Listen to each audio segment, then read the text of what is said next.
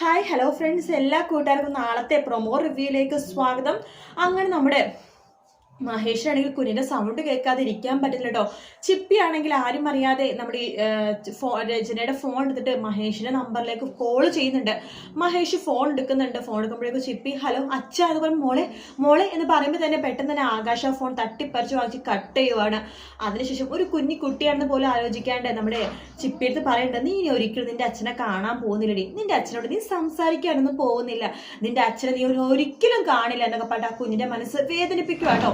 അത് കാണുമ്പോൾ രചനയ്ക്ക് കുറച്ച് വിഷമം തോന്നുന്നുണ്ടെങ്കിലും രചന അതൊന്നും മൈൻഡ് ചെയ്തില്ല. രചനയാണെന്നുണ്ടെങ്കിലോ കുഞ്ഞിന്റെ കൂടെ കിടന്നുറങ്ങാം എന്നൊക്കെ പറഞ്ഞിട്ട് കുഞ്ഞിനെ കെട്ടിപ്പിടിച്ച് കിടക്കുമ്പോൾ രചനനെ അവിടെ നിന്ന് പിടിച്ച് വലിച്ച് തന്റെ റൂമിലേക്ക് ബലമായിട്ട് കൊണ്ടുപോവാണ് ആകാശ്. അതിനുശേഷം രാവിലെ തന്നെ നമ്മുടെ മഹേഷ് ഇഷിതനെ കാണുന്നുണ്ട്. ഇഷിത ഹോസ്പിറ്റലിലേക്ക് പോകാൻ പോകുമ്പോൾ ഇഷിത അടുത്ത് പറയുന്നുണ്ട്, ഇഷിത നല്ല ഡോക്ടറാണ്, പിള്ളേരുടെ കാര്യമൊക്കെ നന്നായിട്ട് നോക്കാനും അറിയാം, പിള്ളേരെ നന്നായിട്ട് സ്നേഹിക്കാൻ അറിയാം, എല്ലാം ഇഷിത തന്നെയാണ്. പക്ഷെ ഒരു അച്ഛന്റെ മനസ്സ് കാണാൻ ഇഷിതക്ക് പറ്റിയില്ല എന്ന് പറയുമ്പോൾ ഇഷിത ആകെ തകർന്നു പോവാട്ടോ. മഹേഷ് പറഞ്ഞു, ഞാൻ എത്രമാത്രം എൻ്റെ മോളെ സ്നേഹിക്കുന്നുണ്ടെന്ന് ഇഷിത ഡോക്ടർക്ക് അറിയില്ല. ഡോക്ടർക്ക് അറിയാത്തത് കൊണ്ട് മാത്രം ഞാൻ പറയാം ഒരു കാര്യം, എൻ്റെ ജീവിതത്തിൽ പല പ്രശ്നങ്ങളും ഉണ്ടായിട്ടുണ്ട്.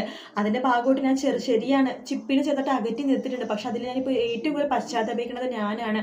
ഇഷിത ഡോക്ടർ എനിക്ക് വല്ലാത്ത ഇഷ്ടമായിരുന്നു, പക്ഷെ അതൊരു ഇഷ്ടം മാത്രമാണ് എന്ന് പറയാണ്. അങ്ങനെ ഇഷിതയുടെ മുഖത്ത് നോക്കി തന്നെ നമ്മുടെ മഹേഷ് നാളെ ഇഷ്ടം പറയുന്ന ഭാഗം പ്രൊമോയിൽ കാണിക്കുന്നുണ്ട്. അതെല്ലാം കൂടി കേൾക്കുമ്പോൾ ഇഷിതക്ക് ആകെപ്പാടെ വിഷമാവാണ്.